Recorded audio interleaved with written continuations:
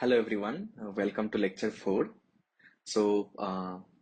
In the last three lectures, we described the basic principles of a particular form of detection problems that are binary detection, and we developed a theory towards a particular criteria by which we can determine a threshold. So in certain circumstances, as we have seen, that criteria gives us the optimum detector in that particular scenario. So that's the Neyman-Pearson criteria or the NP criteria. Now, often what might happen is you might get overwhelmed with so much of information, so much of theory if it is not put to practice. This is precisely why this lecture is designed. So in today's lecture, we shall be actually solving some of the problems. Okay, so we start with the problem. Now, I had taken this problem up. Why so many times the same problem? Because once again, this basic problem helps us to get insights on many different aspects of this particular criteria uh, of detection problems, so as to say. Now, we take a very simplistic scenario and then we try to uh, make it more complex and make it more useful. So we have the null hypothesis here, where we have a single sample which is given by probability distribution. So as you can see that omega is a Gaussian noise. Now we have given the distribution of this. The Gaussian noise is a standard normal one with mean 0 and standard deviation 1. And the alternate hypothesis that suggests that a signal was sent is actually a DC signal. You see S0 is one sample from the signal and which is 1 for the sake of simplicity. With noise, I mean, noise is an inevitable component of any signal that will be transmitted and that will be received. So under this given circumstance, I need to form the test statistic. Now we have defined the test statistic with the NP criteria. Okay. So here in this scenario, the test statistic will be the LRT. Okay, the likelihood ratio test. Now how to find it? It's actually very easy. So as you know, what is LRT? It's the ratio of the distribution of the probability distribution of the two sample under different hypothesis. Okay, so under the hypothesis H1, we have the probability of this as this, and under hypothesis H0, the null hypothesis, we have the signal like this. Now the ratio of these two distributions, how would it come? So it's actually very simple. As we know, both of them are Gaussian, and a Gaussian distribution precisely looks like this: 1 by 2 pi. The variance here is 1, or the standard deviation is 1, so we need not bother about this term here. So we can write just 1 by root 2 pi. Exponential of, now minus, because under hypothesis H1, this is mean shifted by 1, we have this as x minus 1 whole square by 2. Okay, divided by 1 by root 2 pi exponential of minus x square by 2. Okay, now these are common. The 1 by root 2 pi common, it gets cancelled, and now what we are left with as the expression of LRT is exponent. Now the square term, if you expand the square term, x0 squared will get cancelled, x0 squared by 2, and what we will be staying with is 2x minus 1. So this is precisely, I'm writing x0 as x because there is only one sample, minus half. 2x minus 1 can be written as this. Okay, this is the LRT. Now for the decision criteria, this needs to be greater than some threshold. Okay, so let this be gamma. Now if we try to find a test statistic as to what is the quantity on which the entire statistic we can depend upon, so just adjusting a little bit this inequality, take logarithm on both sides. If we take logarithm on both sides, we'll be having x minus half is greater than ln gamma. So we get x is greater than ln gamma plus half. This is the test statistic. This is it. That's all we have. Ln gamma plus half, we can write it as gamma dash. Okay, just assume it to be gamma dash. So therefore we have x greater than gamma dash to be the decision, the test statistic. The decision criteria here, gamma, can be decided once we have the P of Fa. Because as we have said, that the tolerance, the level of tolerance that we set for our particular experiment to be set up will decide the threshold, will also decide the power of the detector. Okay. In this case, where we needed to find only the test statistic, this is it.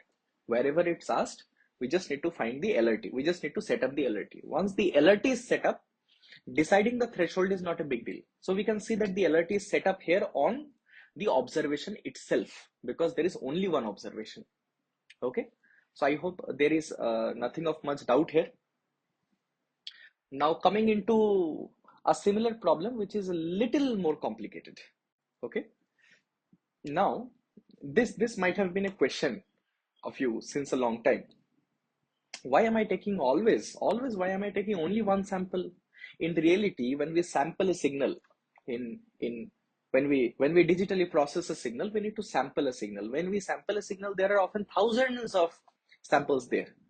From a particular time series, we might have thousands of samples. Low here you have. So there are n number of samples here. Now instead of one sample, we have n samples. So basically, we can translate the entire question into this. For example, I write only the null hypothesis. This is x0 is equal to omega 0, x1 is equal to omega 1, x2 is equal to omega 2. This is how I write all the samples. So all of this is embedded in just one question here, like this. This is a standard form of writing this. Okay. All right. Now we uh, we also have constant. The constant is a signal that is embedded in the noise for every particular sample. Okay. And this constant, this particular constant, is actually a positive real number for the sake of simplicity. All right. There is one important thing to be considered. All the observations are IID, identical and independently distributed. Now, because these are independently distributed, there is no correlation between any two observations per se. This is a very important assumption to make if we want to proceed to solving this problem in a sane way. Otherwise, the calculations get far too complex. Okay. All right. So to start with, let us check the distribution of this particular set of samples under the hypothesis H naught. So, so under this particular hypothesis H naught, can we say that the vector of observations that we have is actually the normal, where the Gaussian distribution where mean is 0, and the covariance is the covariance matrix is sigma square I. Note that I have said that this omega I have not specified that it would be different. That implies that it is the same. So it is the same, and we have a particular standard deviation for this. Okay, the variance is noted here, sigma square I. Why sigma square I? As you know that the identity matrix has only the diagonal elements to be 1 and the rest other is 0. Multiplying sigma square makes only the diagonal elements to be sigma square. That means, how do I build this? For multi-dimensional purpose, the exponential becomes, I mean the entities here, the way I want to express this is with the covariance matrix. Now, had these observations not been IIDs, then I could not have multiplied them with I like this. It would not have been possible. All right. Under hypothesis H1, the alternate hypothesis, what do we have? The observation that is just mean shifted by A, nothing else. Okay, everything else remains the same. This is a very simplistic scenario where we have assumed the noise to be Gaussian with a mean 0 and some variance. Okay. Now, if we want to set up the LRT, how will we set it up? Very easy. So, because there are n observations here, so what will actually happen for every observation? So, if we really want to write this, the LRT will be the probability distribution, the combined probability distribution of the signal under hypothesis H1 and the combined distribution, the joint probability distribution of all the signals under H naught, because these are identically these are identical and independently distributed, so we can simply multiply them. Okay, we can simply multiply each one of them, each one of the probability distributions, to get what we will be having. Now to multiply, there are n such observations, so 1 by root 2 pi sigma square power n by 2 we will have, because there are n signals we are multiplying, and exponential of minus 1 by 2 sigma square summation of n is equal to 0 n minus 1 x n minus a whole square. Please understand, this is the numerator. Why this is so? The exponentials, when they are multiplied, because their variance is the same, the exponents get added. Instead of we keeping a very complex multiplication, we just keep in exponents. This is the facility, this is the advantage of having the exponential powers. And in the denominator, very similar way, we have 2 pi sigma square power n by 2 exponential. Here we don't have to mean shift it. There is no mean shifting under hypothesis H naught, so it is simply at mean 0. Okay, this is not 0, I'm sorry. All right. Okay, now to solve it, we'll cut it up. These are common and gets cancelled. Now if we be a little mature and 500 level students who are taking the course, we can try to solve it without using too much of pen and paper.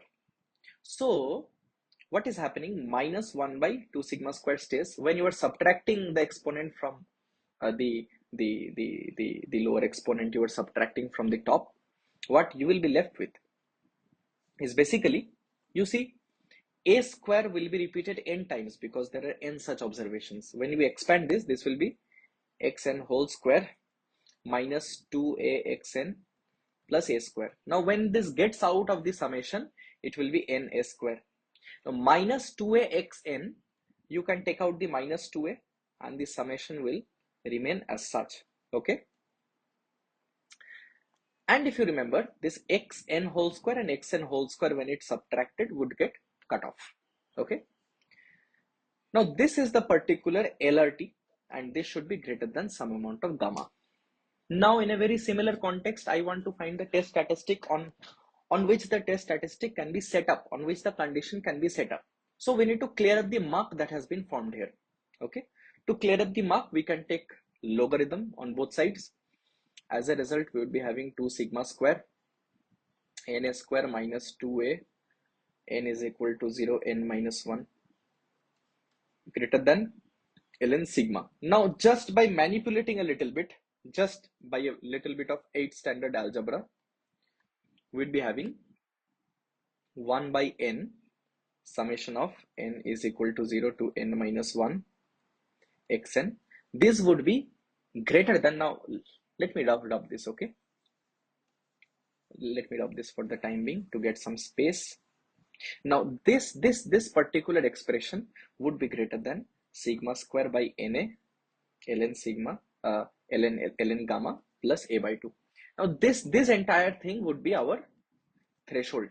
So basically we can see that the test statistic is set up on the mean of all the observation under this particular problem, where we have the null and alternate hypothesis like this, where we have a Gaussian and it is all shifted by a particular standard deviation under both the hypotheses.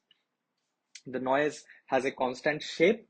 Under this, we can see that the test statistic is simply set up by the mean of all the observations. Okay, now we have mean of all the observations. If this is greater than a particular threshold, then we can tell that it is then it falls under hypothesis H1, or otherwise it falls under hypothesis H0. This gamma dash once again can be decided when we have a constraint, the constraint of PFA. If that is given to us, only then can we say that it will be like that. So deciding gamma dash is not the issue. Realizing that under different circumstances, different types of problems, we can have different test statistics. The test statistics can be set up on different entities, different aspects of this particular problem. This is what the problem is focused to find out. Okay, this is why we set up this problem. All right. Having said that, now let us dive a little deeper into this particular problem. Okay, we'll be taking on this particular LRT, this particular test statistic that we have into the next slide. So let us experiment with this test statistic to find out some properties. So we basically had this, okay, n minus 1 n is greater than, okay, gamma, where gamma dash was sigma square by na ln gamma plus a by 2. Now, as you know, how did we find this?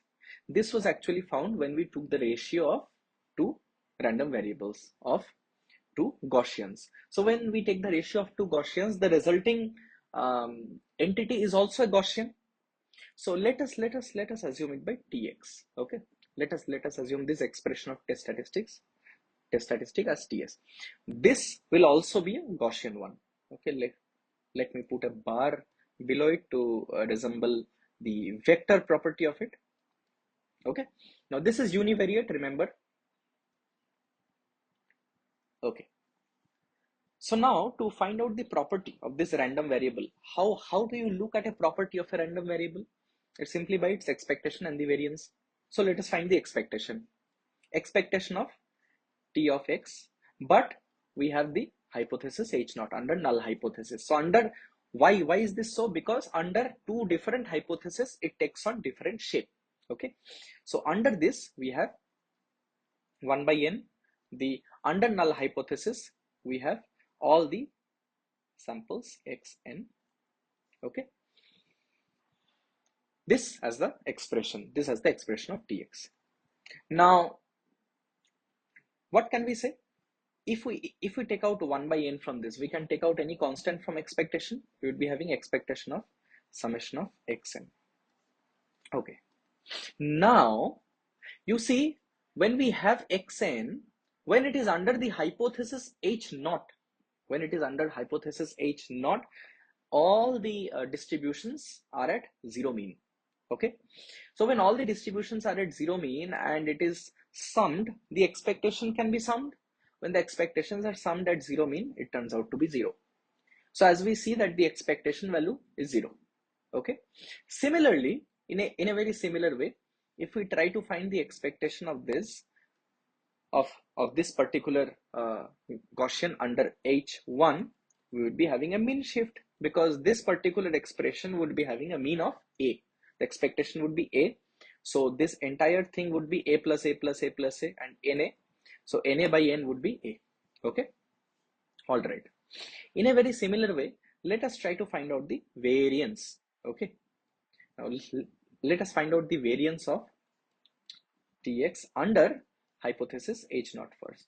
So that's equal to variance of 1 by n is equal to 0, n minus 1 and x n. Okay, now when we try to bring out any constant from 1 by n, this comes from a class, the basic statistics class. It becomes 1 by n square. Okay, when you try to pull out any constant, it becomes squared and comes out. And then we have the variance of the sum.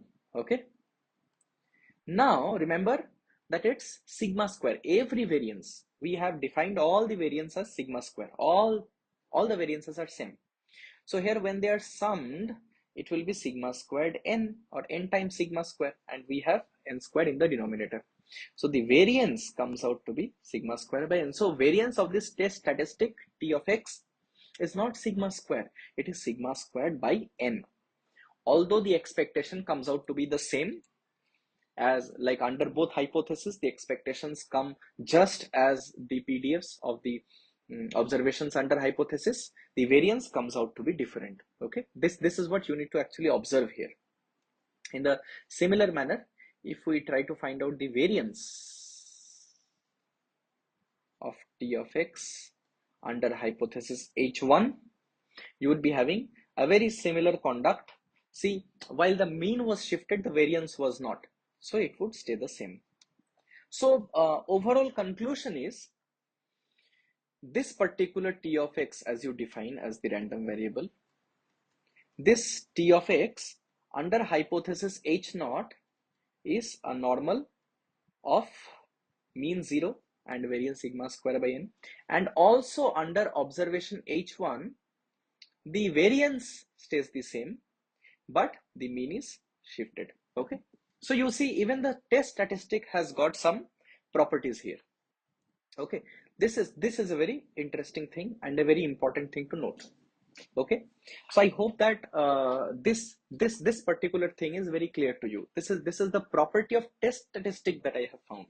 Okay, we see that the test statistic is also a like it's is divided by n, the variance is divided by n. Other than that, the mean shift has no difference under both the hypothesis. Okay, let's talk about some more properties here. Okay, so uh, this is a slow eraser, I see. Hmm. Okay,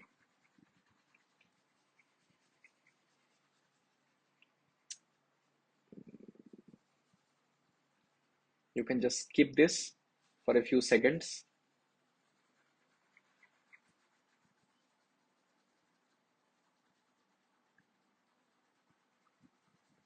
Okay, so anyway,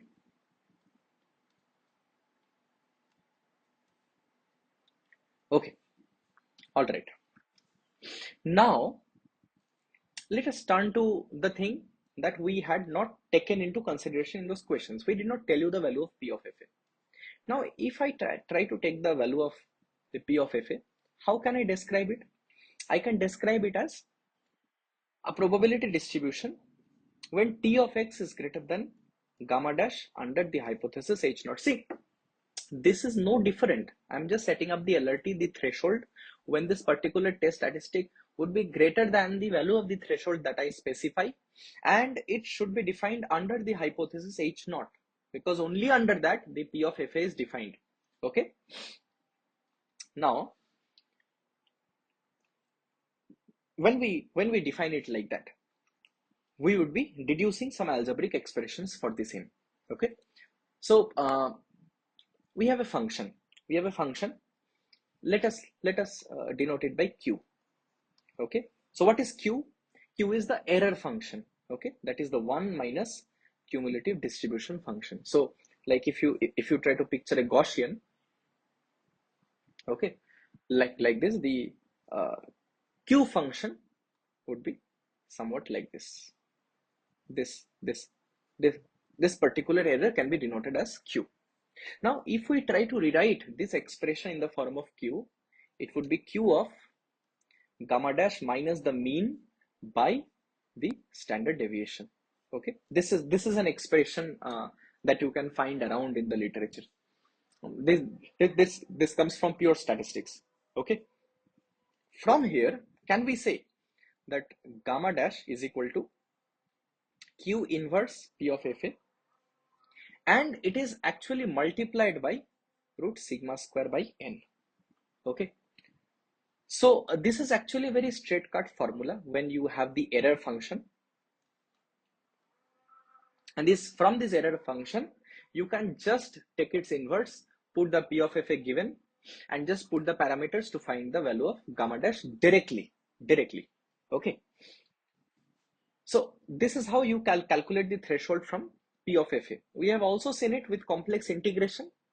But with this process, if you define an error function like that, if you define an error function like that, you can see that the threshold can be decided in just one line, one point of calculation. The only task would be for you to calculate this particular value of q inverse. If you have the function q inverse, you can find it very easily. Okay, all right. In a very similar way, as we have described this as the q function here, we can also describe PD in terms of this. Can we write PD as gamma dash minus A by root over sigma square by n. Why? Because PD is always defined under the hypothesis H1, which is mean shifted by A in this particular question. So you see, we have already defined the gamma dash here. Can we bring it here? Yes, we can.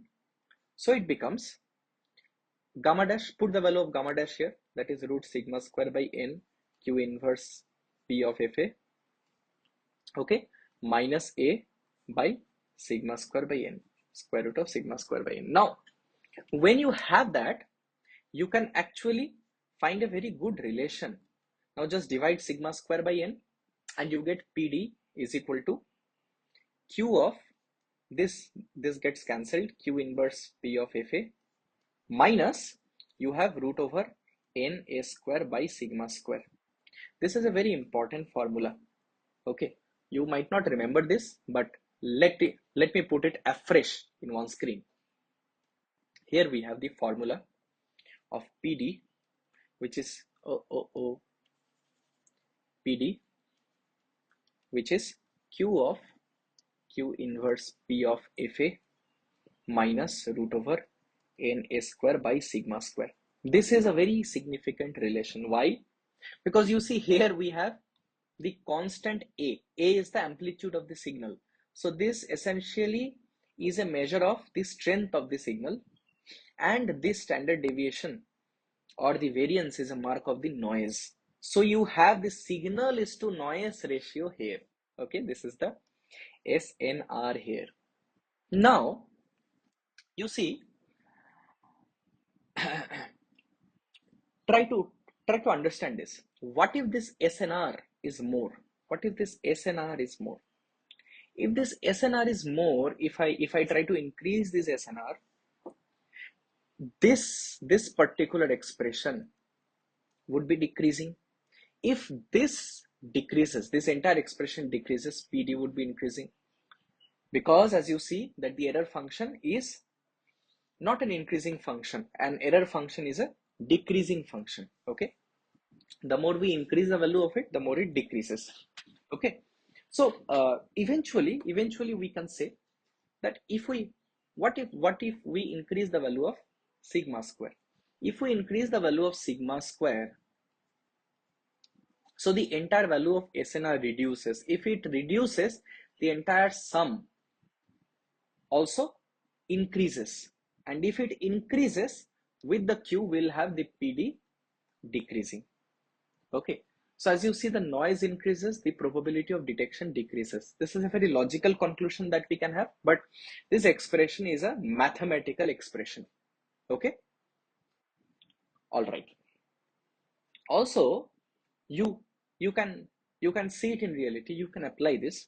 If we increase P of Fa, if we try to increase P of Fa, you will see that PD will also increase. Okay, why is that so? Because see, Q and Q inverse both are decreasing functions. Now if you try to increase P of Fa, Q inverse P of Fa would decrease. If this decreases, the entire difference would be decreasing, as a result of which Q of something that is decreasing would increase. So PFA and PD increases simultaneously. This is clear from this mathematical picture as well. We made it clear from the graph. That's a different thing. Here we see the same thing in the form of a mathematical picture by deducing the Q function, which is nothing but 1 minus the cumulative distribution function. Okay, 1 minus cumulative distribution function. Now because the cumulative distribution function is always increasing, 1 minus cumulative distribution function will always be decreasing. Okay, that's all about it. There is nothing much complicated about it. Okay, all right. This is one point that I want you to remember. See, when noise increases in a system, the probability of detection decreases. This comes from almost common sense. But when false alarm increases, probability of detection also increases. This is not very intuitive until you put a little thought to it. So at this point, we would be trying to realize this expression. Please keep this in mind, because we would be explicitly using this to draw a curve. I'll not name the curve right now, but that's a very popular curve, and you will know because you might extensively use that curve in machine learning. But what you don't know is the very idea of that curve comes from this particular concept, comes from this particular course. Okay, we shall see that later. But to end this lecture, let's take one last problem. So now what we have is we have under two hypotheses. Now instead of the noise varying, instead of the noise, sorry, instead of the signal embedded in noise, we have the hypothesis H1 transmitting the signal as a different variance altogether. Okay, now you see that what we have is under hypothesis something is this, and under hypothesis sigma 1 is greater than sigma naught. That means the variance that we have under hypothesis H1 when the signal is sent is like this, and when the signal is not sent, it is like this. Under this constraint, under this condition, how will we define the test statistic? What happened all the time was, till now, the variance was constant. We kept variance constant, and we flipped with the mean. The mean changed. Here, the entire situation is the opposite. The mean remains the same, it's at 0. The variance changes. Now, let's set up the LRT. So, it will be set up in a very similar way. Now, we can tell it like that. So, this will be under the probability of X under hypothesis H1 by under hypothesis H0. Now, as I said, all the observations are identical and identically distributed, independently distributed and identical. And if you want to find the probability distribution, we need to find the joint probability distribution, which will be coming when we do a product of it. Okay. All right. Now, just I'll be setting up the LRT really fast. So we have 1 by 2 pi sigma 1 power n by 2. Okay, sigma 1 square, I guess. All right.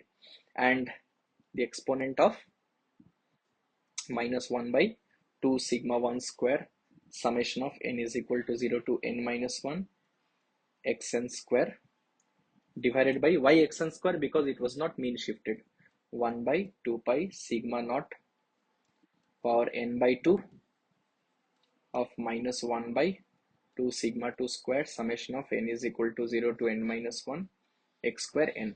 This is the LRT for us right now. Okay. Now you see here, unlike the previous case, we cannot cancel it up. Okay, we cannot cancel it up. Let's keep it a square. We cannot cancel it up. We need to directly deal with it.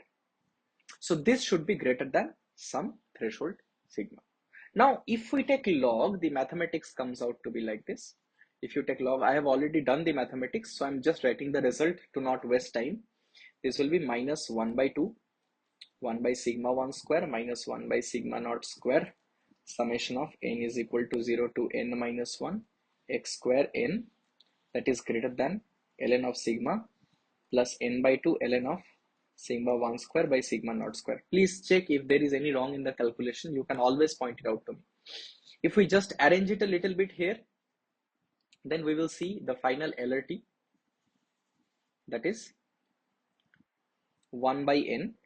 If we just arrange it using 8 standard algebra, we'll be having something like this, x square n, that is greater than sigma dash, gamma dash, where gamma dash is 2 times ln gamma plus n by 2 ln sigma 1 square by sigma naught square divided by n times 1 by sigma naught square minus 1 by sigma 1 square.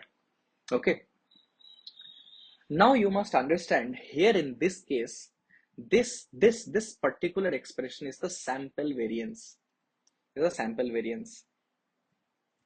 So you can see that the hypothesis here sits on sample variance. It's very interesting to note. The hypothesis sits on sample variance. Why? Because the variance was something that was changing when we described the signals under the hypothesis. Because it's changing under the variance. Here we have the test statistic automatically set as the standard the sample variance of the mm, like the test statistic is defined on variance. This is a very interesting thing to note. When we mean shifted, it was defined on mean. When the variance is different, the entire LRT is set up on the sample variance. Okay, so uh, that's it. That's it for today. This is what I want you to appreciate. Please, it might feel overwhelming at some point in time, but I would request you to revise the lecture, look at it once again, see it with open eyes, try to understand, have some patience. Once you solve it yourself, don't rely on me. Once you solve on yourself these problems, you will find the confidence and the clarity needed to address all of this. Okay, so let's keep the lecture up to this today. In the next lecture, we will be trying to finding like we'll be trying to find something very interesting. So this marks the conclusion of the NP criteria, the Neiman-Pearson criteria, a very fantastic and a very simple criteria with which we can set up LRTs and we can decide on the thresholds. It is the best possible decidable threshold under certain circumstances that I've decided that we kind of saw in the previous lecture. This finishes the criteria. Now there will be different kind of problems. Like what if there are some costs assigned to to to a particular decision making, because in reality there are. We shall deal with all that cases starting from the next lecture onwards. Let's keep it up to this today. If you have any doubts, please don't refrain yourself from commenting. Please do comment. I'm happy to help. Okay, so I hope you enjoyed this lecture. Thank you very much.